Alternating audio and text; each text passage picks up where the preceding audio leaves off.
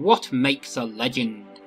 What mix of courage, inspiration, and inner strength propels an ordinary individual to make history, to stand out from the rest of the populace, shape the world around them, become heroes or villains? I am Funky Monkey. Come with me now as we leave the House of Love behind and enter a new realm, the House of Legends. Well, hey there, Internet, and welcome to another marvelous legend in the multiverse saga. Now, we've all made bad decisions. I know that I certainly have. Financially, emotionally, getting involved when it wasn't my business or keeping silent when it was. But sometimes, we can fix those mistakes, as we see in today's legend, Spider-Man: No Way Home.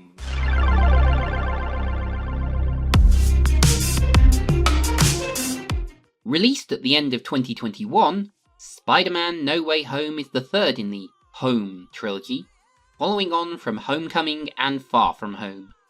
Parker's identity as Spider-Man is revealed, and he turns to Doctor Strange for help, but complications in the spell that Doctor Strange casts cause rifts in the multiverse, and our hero must face villains both old and new. This movie also features a great secret that the title card probably already spoiled, but at the time was a very hot topic. And shockingly, this one's a first watch. So come with me now to the mean streets of New York City, as our webbed wonder seeks to change his fate, because as it stands, there's no way home. We pick up right where Far From Home left off, and our hero is unmasked. At the end of Far From Home, Mysterio was defeated after being hit with gunfire from his own holographic projector drones, due to Spidey dodging out of the way in time. However, his last command to his crew was to retrieve the data from the drones, which apparently included the details of Parker's secret identity, which we see down-market internet journalist J. Jonah Jameson carelessly revealing to the world. Jameson, the real villain of this piece. I'll spare you the rant, because it's mostly tangential. And believe you me, it is a doozy. This forces him into hiding, which is a lot better than the school scrum. And college is right out of the window for a suspected murderer. There's only one option left for our hero. Peter turns to Doctor Strange in search of a magical cure for the ills of being outed to the world at large.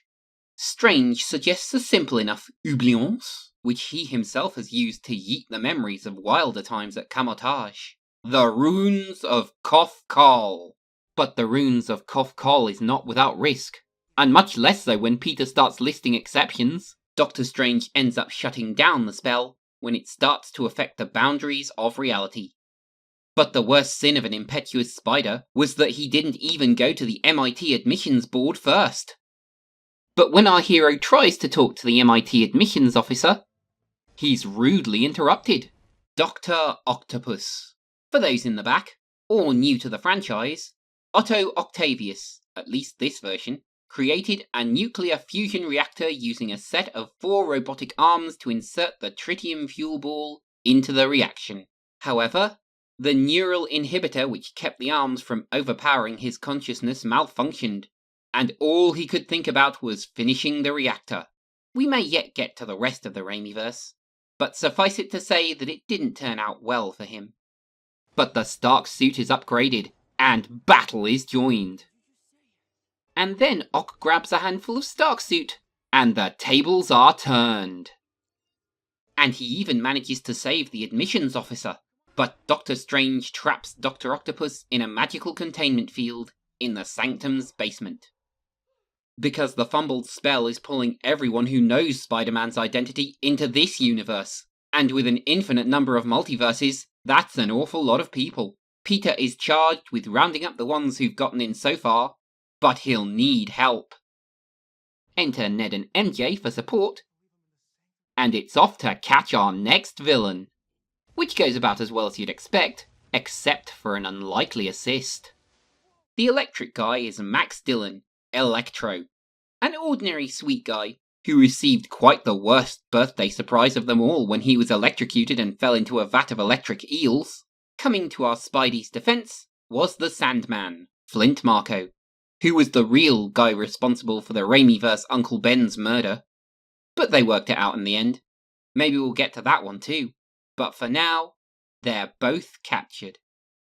But there's still the little matter of Norman Osborn, although he seems to be okay for the moment.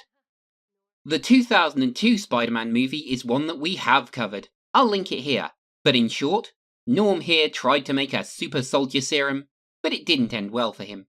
And even less well when the Green Goblin persona ended up stabbing himself with his own glider, due again to Spider-Man dodging out of the way in time.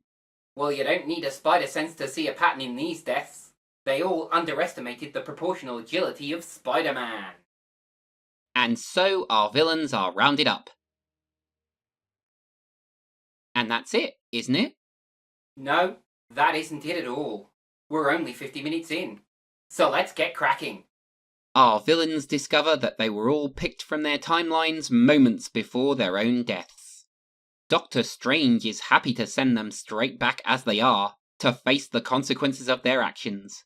But Peter believes that he can help to save them from themselves.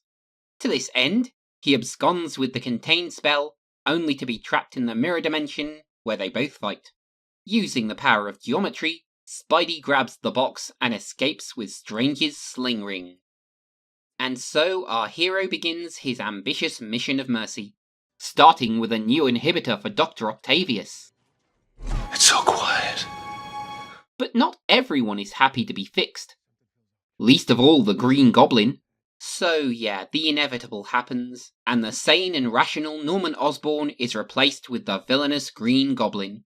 And in the chaos, all of the villains escape into the night, demolishing half the building in the process, and fatally wounding Aunt May.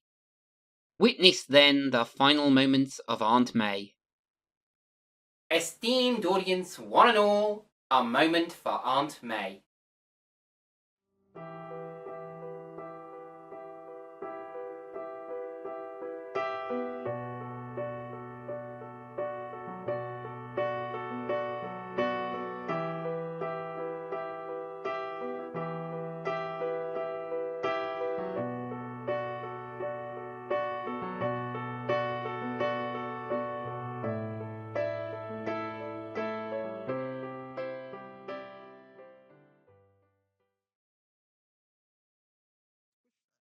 Ned makes a reckless wish, and we meet another Spider-Man, and then another.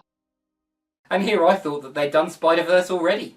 And we may yet get to that too. Witness then the meeting of the Spider-Men.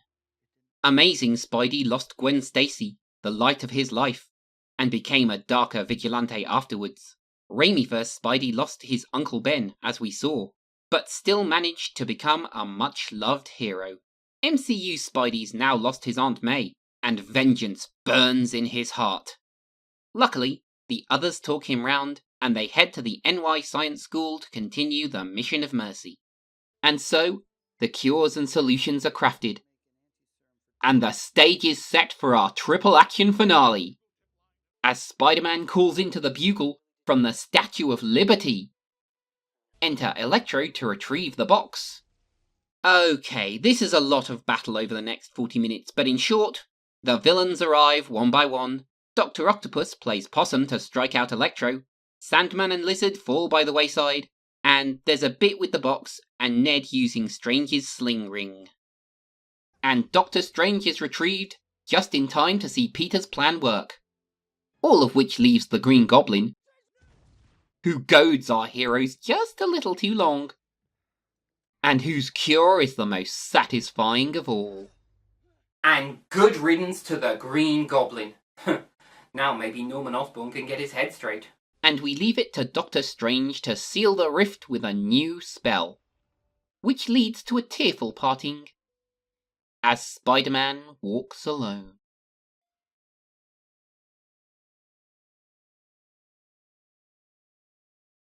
So then, my friends, that was Spider-Man, No Way Home.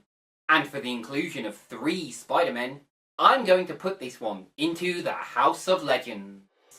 Well, here it is. The big crossover that they couldn't really talk about.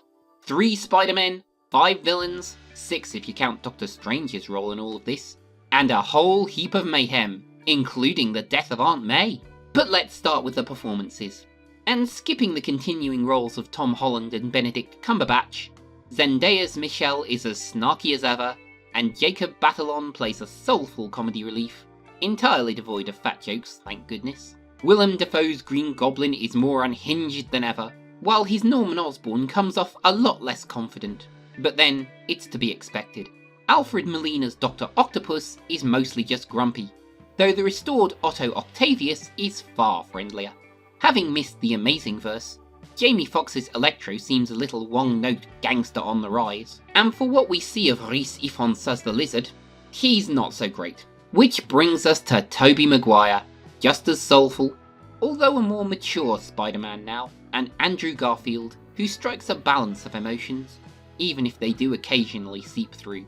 We have to mention, of course, J.K. Simmons' J. Jonah Jameson, the barking, angry, Alex Jones-esque journalist, who rates as a bigger villain to me than any of the super types, which is of course the mark of a good performance.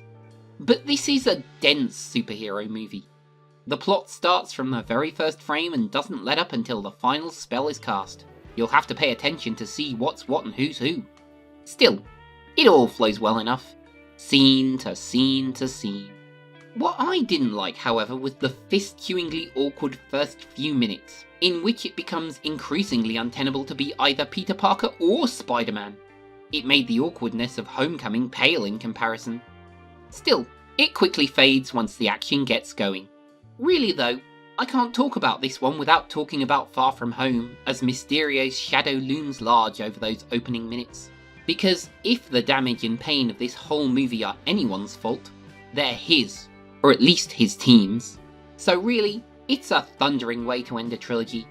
Our heroes put right the wrongs that made their villains so villainous, and leave behind kinder, gentler worlds. Hopefully ones that don't need a Spider-Man, though the MCU still will.